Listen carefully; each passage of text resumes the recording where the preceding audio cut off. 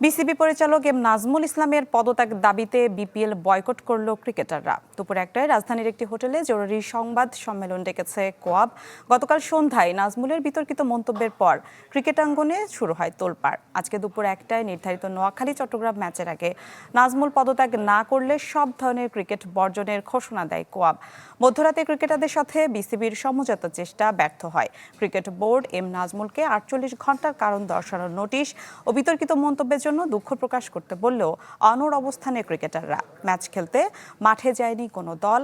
6 দলের ক্রিকেটাররা একত্রিত হয়েছে বনানীর একটি হোটেলে। সেখানে দুপুর 1টায় কোয়াবের জরুরি সংবাদ সম্মেলন।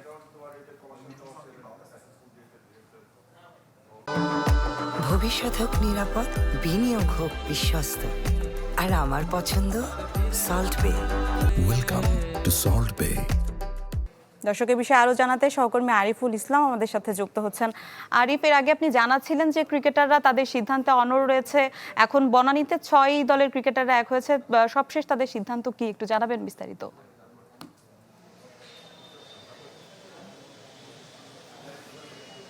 দেখুন, কিছুক্ষণ আগে এখান থেকে পিসিবি পরিচালক ইফতেখার রহমান তিনি বেরিয়েছেন। তিনি বোঝানোর চেষ্টা করেছিলেন ক্রিকেটাররা যেন তাদের সেই সিদ্ধান্ত থেকে সরে আসে এবং মাঠে গিয়ে বিপিএল এর প্রথম ম্যাচটা খেলে। আমরা আনুষ্ঠানিকভাবে বলতে পারছি না, তবে এতটুকু বলা যায় যে বিপিএল এর প্রথম ম্যাচটা হচ্ছে না, এবং তিনিও সেই কথাই বলে গিয়েছেন যে অফিসিয়ালি না বললে এটা বলাই যায় যে প্রথম ম্যাচটা হওয়া অত্যন্ত কঠিন। 1 ঘন্টা বাকি, এখনো ক্রিকেটাররা মাঠে যায়নি। সবাই এক হয়েছে রাজধানীর শেরাটন হোটেলে। কিছুক্ষণ আগে আমি ছিলাম 6 সিজনে, সেখানে নোয়াখালী এক্সপ্রেস তাদের খেলা ছিল আজকের বিপিএল এর প্রথম ম্যাচটা, চট্টগ্রামের বিপক্ষে তাদের নামার কথা ছিল। তারাও যেটা করেছে যে মাঠে না গিয়ে শেরাটনে এসেছে, এবং শেরাটনে এসে ক্রিকেটাররা এক হবেন, তারা একটা সিদ্ধান্ত নেবেন। এরপর একটা সংবাদ সম্মেলন হবে দুপুর 1টা, যেটা করবেন হচ্ছে মোহাম্মদ মিথুন, কোয়াবের প্রেসিডেন্ট। টিল নাও যতটুকু জানা গিয়েছে যে আপনার ক্রিকেটাররা তাদের যে সিদ্ধান্ত সেটাতে অনড় রয়েছে। চট্টগ্রাম দলটা এখনো তাদের হোটেলে অবস্থান করেছেন। চট্টগ্রাম দল রয়েছে ওয়েস্টিনে, সেখান থেকে তাদেরও এখানে আসার কথা, যদিও দলটা মূলত বিসিবির যে অধীনেই রয়েছে এই ফ্র্যাঞ্চাইজিটি, সেটা সবারই জানা। তারপরও তারাও কিন্তু মাঠে যায়নি। ক্রিকেটাররা তাদের যে সিদ্ধান্ত এম নাজমুল ইসলামের পদত্যাগের দাবিতে, তারা সেই অবস্থানে অনড় রয়েছে। বোর্ড পরিচালকরা বোঝানোর চেষ্টা করেছে। আজকে আমরা যেমনটা দেখেছি যে এই হোটেলে এসে এখানে তারা বসেছিলেন ক্রিকেটারদের সঙ্গে।